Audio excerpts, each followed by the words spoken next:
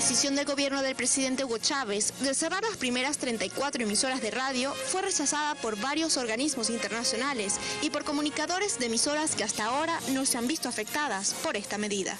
La verdad verdadera es que esto lo que buscaba era callarnos y poco a poco nos están apagando. Ahora, decisiones como estas obviamente no las puedo acompañar y entonces, claro, tiene que haber un espacio para la crítica y la radio es precisamente el reducto de la crítica donde el ciudadano acude ya cuando no tiene otras instancias a las cuales ir, ¿no? Pero esto fue solo el comienzo. Órdenes presidenciales activaron al ministro Cabello, quien adelanta otras medidas para la radio.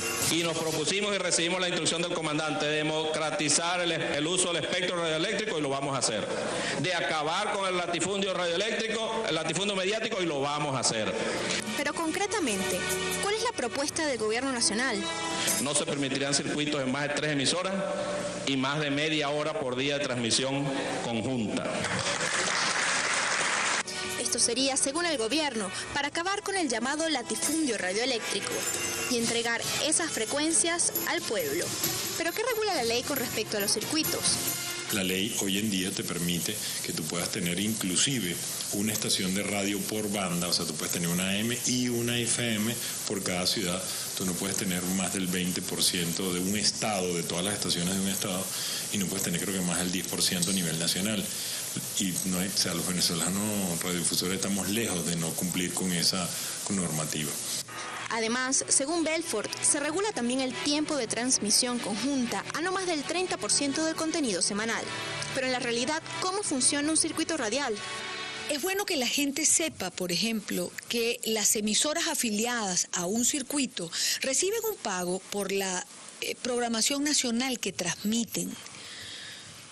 También tienen programación local, porque esa programación local les permite a ellos comercializar por una parte y por la otra informar a su audiencia regional de lo que ocurre allí en cada localidad. Los circuitos no son obligatorios, los circuitos se establecen a conveniencia de partes. Es decir, son emisoras pequeñas del interior de Venezuela que deciden asociarse a una emisora matriz. Pequeñas emisoras que tienen una parte de programación nacional y otra de propia o de producción independiente, pero que se benefician de los anunciantes nacionales, beneficio que se acabaría con la eliminación de los circuitos. Actualidad tiene corresponsales en todo el país, pero tiene sentido tenerlos porque evidentemente vendemos todas esas emisiones de noticiero. Si yo no puedo establecer un paquete publicitario para vender a nivel nacional, evidentemente no tengo cómo pagar la infraestructura del Centro de Noticias Unión Radio y no va a tener el mismo alcance ni va a tener la misma infraestructura, porque además de reducir los circuitos, se está proponiendo que la transmisión conjunta sea tan solo de 30 minutos. Tendríamos que escoger en actualidad qué transmitimos en 30 minutos. ¿Alguna de las 4 emisiones del Noticiero Nacional que nos da el Centro de Noticias Unión Radio, cada una dura media hora? O media hora del programa de Marta Colomina o media hora del programa de Maripili Hernández. Habría que escoger qué media hora se transmite. Y a los venezolanos, ¿cómo podrían verse afectados si se llegara a implantar esta medida? Si los circuitos se eliminan, ojalá que no ocurra. Bueno, lamentablemente pues a los venezolanos se les va a coartar su derecho a tener información oportuna.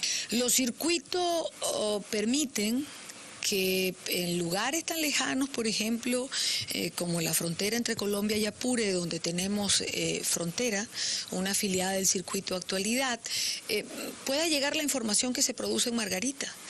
O que en Ciudad Bolívar la gente pueda saber inmediatamente lo que ocurre en Caracas. O que si los obreros en Guayana tienen un problema en las empresas básicas y lo expresan a través de la radio, bueno, como ha ocurrido en momentos determinados, el ministro del Trabajo pueda responder y ellos escuchar allá cuál es la solución del problema que están planteando.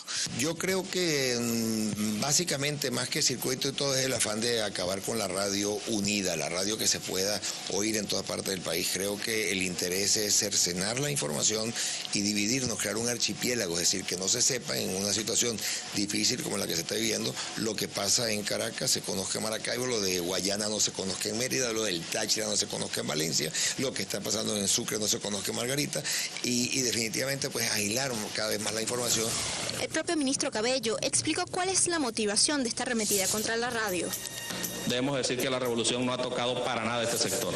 Y llegó la hora, pues, que nosotros metamos la mano para que la revolución se profundice y poder seguir avanzando. Buscar la profundización de la revolución. Pero el profesor Pasquali va un poco más allá. Eso de limitar a media hora la posibilidad de formar microcadenas entre emisoras privadas, pues es para permitirle a la voz del amo que sea la única voz nacional que cubre todo el país. Es para que no circule libremente la información. Ellos le están creando embolias al sistema circulatorio de noticias para que la gente no esté informada. Ellos necesitan un país no informado, como Cuba, como Corea del Norte o como Irán. Es decir, un país aislado, un país no informado. Ese mismo día en la Asamblea Nacional, el ministro Diosdado Cabello propuso regular también la televisión por cable. Esa propuesta está aún en discusión. Pero estas no han sido las únicas medidas en la primera década de la llamada Revolución Bolivariana. En la próxima parte, conozca a qué han tenido que atenerse medios y periodistas del país en los últimos tiempos.